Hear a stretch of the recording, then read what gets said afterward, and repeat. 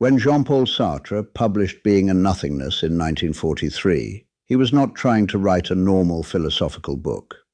He was attempting something far more ambitious and far more dangerous, a complete description of human existence without God, without essence, and without moral guarantees. The book is long, difficult, and often exhausting, not because Sartre enjoyed obscurity, but because the subject itself resists simplification. Being and Nothingness is the architecture beneath everything else Sartre wrote. Freedom, bad faith, responsibility, anguish, the look, and conflict with others are not separate ideas that happen to fit together. They are all expressions of a single underlying structure of existence that Sartre is trying to describe in this work. To understand being and nothingness, one must first understand what Sartre believes philosophy should do. Sartre is not interested in constructing moral rules, metaphysical systems, or theories about reality detached from lived experience. He wants to describe existence as it is lived, from the inside, before explanations, justifications, or abstractions intervene. This is why Being and Nothingness is written in the language of experience rather than doctrine. Sartre begins not with principles, but with how consciousness encounters the world. The central question of the book is deceptively simple. What does it mean to be a human being in a world without essence? Sartre's answer begins with a radical distinction between two kinds of being. He calls them being in itself and being for itself. These are not technical categories meant only for specialists. They are Sartre's attempt to describe the basic difference between things and consciousness. Being in itself is the mode of being of things. Objects simply are what they are. A rock is a rock, a table is a table. They have no awareness of themselves, no lack, no question about their existence. They are full, fixed, and complete. They do not project themselves into the future or reflect on their past. They simply are. Human consciousness is not like this. Human beings exist as being for itself. This does not mean that humans are mysterious substances or special entities.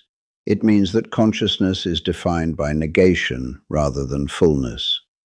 Consciousness is not a thing among things. It is an activity, a relation, a movement. To be conscious is not to possess a self like an object. It is to be constantly directed beyond oneself, toward possibilities, projects, and meanings that are not yet realized. This is where the concept of nothingness enters. For Sartre, nothingness is not a void floating somewhere in reality. It is something consciousness introduces into the world. Consciousness negates. It distinguishes what is from what is not. It says, "This is not that. I am not this. This could be otherwise."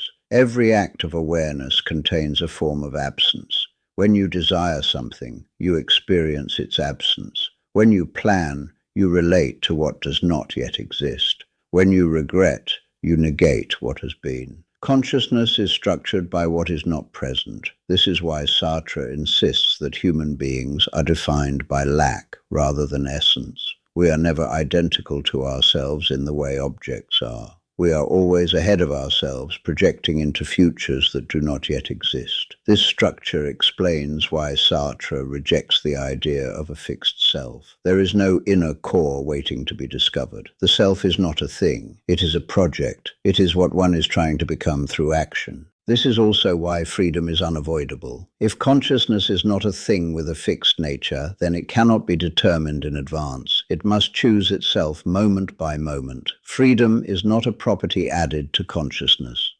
It is the very structure of consciousness itself. At this point, Being and Nothingness begins to connect with everything you have already covered in the series. If consciousness is defined by negation and projection, then existence must precede essence. There can be no human nature that determines action, because consciousness is not the kind of thing that can have a nature in that sense. If consciousness is a project rather than a substance, then bad faith becomes possible. One can attempt to treat oneself as a thing, to freeze one's identity, to deny one's freedom by pretending to be fixed. Bad faith is not a moral accident. It is a structural temptation built into consciousness itself. If consciousness is always projecting beyond itself without guarantees, then anguish becomes inevitable. One must choose without certainty, because there is no essence or rule book that can decide in advance. If consciousness exists as freedom among other freedoms, then conflict with others becomes unavoidable. Other people are not just objects in the world. They are centers of negation like oneself, capable of fixing, judging, and redefining us. Seen in this light, Being and Nothingness is not a collection of separate arguments. It is a single, sustained attempt to describe what human existence looks like once all metaphysical comfort has been removed. This also explains why the book is so difficult to read. Sartre is not building step-by-step proofs. He is circling a structure that cannot be grasped all at once.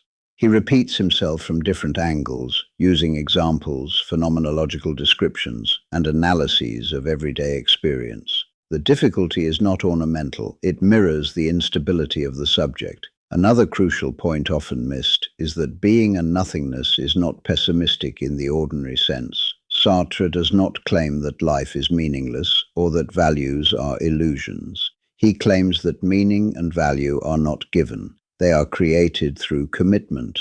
Nothingness does not destroy meaning. It makes meaning possible. If consciousness were full like a thing, nothing new could appear. It is precisely because we are not identical to ourselves that change, choice, and responsibility exist. At the same time, Sartre refuses consolation. Being and Nothingness does not promise reconciliation between freedom and security. It does not promise harmony between self and world.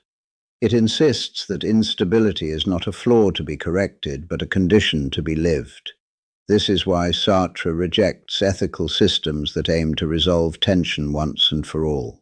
Any system that promises moral certainty, final identity, or guaranteed meaning misunderstands the structure of consciousness. It treats the human being as a thing. Being and Nothingness therefore stands as a refusal of essence, of innocence, of final explanations. It is an attempt to describe what remains once all excuses have been stripped away. By the end of this first overview, one thing should be clear. Sartre is not offering a worldview designed to comfort or inspire. He is offering an analysis designed to expose. Freedom, responsibility, conflict, and anguish are not add-ons. They are the basic conditions of being human. In the next part, the analysis must go deeper, because once Sartre has established the structure of being for itself and nothingness, he turns to its consequences in lived life, how we flee this structure, how we lie to ourselves about it, and how entire forms of social life are built on that flight. That is where Being and Nothingness becomes not just descriptive, but accusatory. If the first task of Being and Nothingness is to describe the structure of human existence, the second task is to explain why that structure is almost never lived honestly. Sartre does not believe that human beings misunderstand themselves by accident. He believes they misunderstand themselves because the truth is difficult to bear. Once consciousness is understood as being for itself, as negation, projection, and freedom, a problem immediately arises. This form of existence is unstable. It offers no fixed identity, no guaranteed values, and no final resting place. To live as a being for itself is to live without essence, constantly responsible for what one becomes. Sartre believes that most people recoil from this condition. The recoil takes the form of flight. Human beings attempt to flee their own freedom by treating themselves as things. They try to become stable, definable, and complete. This is not because they are confused about what they are doing. It is because they want relief from responsibility. This flight is what gives rise to bad faith within the structure of Being and Nothingness. Bad faith is not introduced as a moral failure that happens after freedom. It is introduced as a structural temptation that arises directly from the nature of consciousness itself. Because consciousness is not a thing, it is tempted to pretend that it is one. This temptation appears in everyday life. People define themselves through professions, roles, identities, and character traits. They speak as if these descriptions were facts rather than choices. I am this kind of person. That's just who I am. I couldn't have done otherwise. Sartre does not deny that these descriptions capture patterns of behavior. What he denies is that they capture necessity. To describe oneself as fixed is to deny the ongoing project of becoming. This denial is not harmless. It restructures how one relates to responsibility. If one is a thing, then one's actions are expressions of nature rather than choices. Guilt dissolves, anguish disappears, life becomes manageable. Being and Nothingness is relentless in exposing this mechanism. Sartre shows how even sincerity can become a form of bad faith.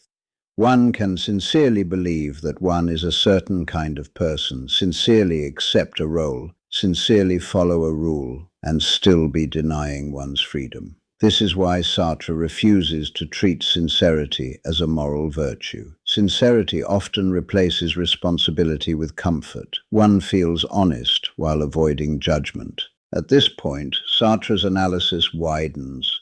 Bad faith is not only individual, it is social. Entire institutions depend on people seeing themselves as functions rather than agents. Bureaucracies, hierarchies, and professions work smoothly when individuals do not reflect on the meaning of their actions. Sartre believes modern societies are especially skilled at organizing this evasion. Specialization fragments responsibility. Each person performs a narrow task while the overall outcome remains abstract. No one feels fully accountable. Being and Nothingness treats this condition not as a political accident, but as an existential strategy.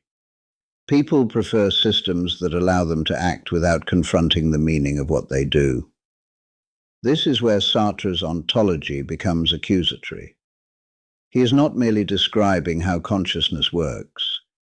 He is showing how human beings collaborate in their own self-deception. The book, therefore, refuses neutrality. It does not allow the reader to observe from a safe distance. Every description implicates the reader. When Sartre describes bad faith, he is not talking about a type of person. He is talking about a temptation built into consciousness itself. This accusatory tone is why Being and Nothingness has such a hostile reception history. Readers often feel attacked, exhausted, or morally exposed. Sartre offers no comforting conclusion, no synthesis that reconciles freedom with security. Instead, he insists on lucidity. Lucidity, for Sartre, is not optimism. It is clarity without consolation. It is the willingness to see what one is without immediately trying to escape it. This lucidity also explains Sartre's treatment of ethics in Being and Nothingness. The book does not contain a moral system because Sartre believes systems promise relief rather than responsibility. Ethics, for him, must remain open, situational, and risky. To act ethically is not to follow a rule.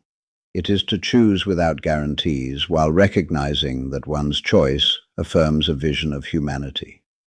Being and Nothingness does not tell the reader what to choose. It tells the reader why they cannot avoid choosing. At this stage, Sartre introduces one of his most unsettling claims. There is no innocent position. Even refusal, withdrawal, or neutrality is a stance. One cannot stand outside the world and observe it without implication. This is why Sartre rejects appeals to nature, history, or necessity as moral absolutions.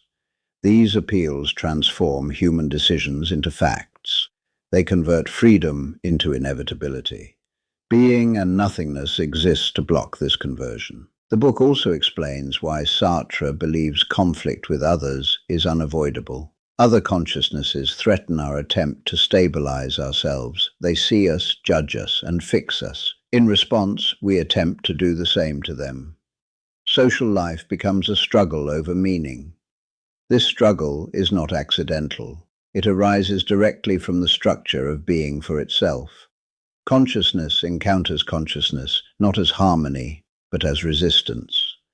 Seen in this light, Being and Nothingness is not merely a philosophical treatise. It is a sustained confrontation. It forces the reader to recognize themselves as free, responsible, unstable, and implicated, without offering an escape route. This explains why Sartre later turned toward politics, engagement, and conflict. Being and Nothingness establishes the existential structure. The later works explore what happens when that structure collides with history, power, and violence, but none of that makes sense without this book. Being and Nothingness is the point at which Sartre commits fully to a world without excuses. Everything that follows, radical responsibility, bad faith, anguish, conflict, and engagement, is already present here in structural form. The book does not tell you how to live. It tells you why living honestly is difficult. It does not offer redemption. It offers exposure. And it does not end with a solution. It ends with a demand. See yourself as you are, and take responsibility for what you do with that vision. That is why Being and Nothingness remains exhausting, controversial, and indispensable. It is not a book one finishes and leaves behind. It is a book that continues to accuse long after it is closed.